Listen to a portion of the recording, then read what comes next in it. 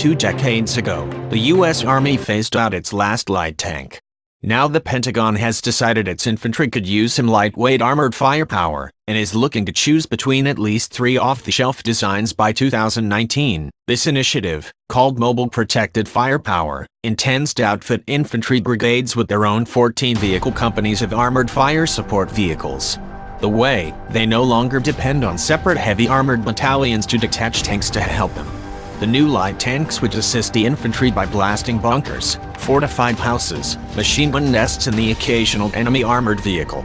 This job is currently performed by a wheeled M1128 Striker mobile gun systems packing 105mm guns, but the 18.5-ton vehicles have suffered from various defects, including breakdowns caused by the recoil of their main guns, so the Army is looking to phase them out. A light infantry support tank would also be easier to deploy rapidly across the globe in an emergency response force, or to back up armor-deficient airborne troops in an airport seizure or combat drop scenario.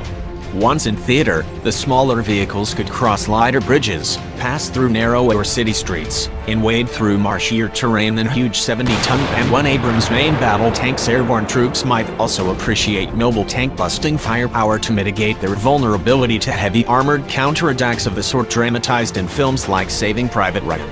For example, when the 101st Airborne Division was scrambled to Saudi Arabia in 1990 to defend against a feared Iraqi tank assault, initially their only armored support came from a battalion of M551 Sheridan light tanks that could fire anti-tank missiles through their huge 152mm gun barrels.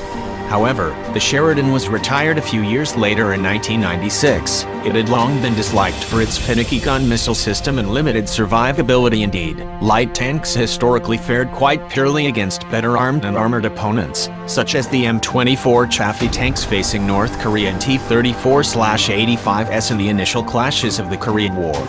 On the other hand, light armor such as the M5 Stuart, or Russian PT-76 amphibious tanks and BMD airborne fighting vehicles proved decisive when they showed up for battle in places thought to be inaccessible to armored vehicles. Even the much-maligned Sheridan tank was appreciated by the infantry it was backing up in Vietnam, Panama and Iraq. A study by the Dewey Institute concludes that key considerations for light armor include enhanced protection from mines, IEDs, a chief historical killer of light tanks, and mobility through riverine terrain.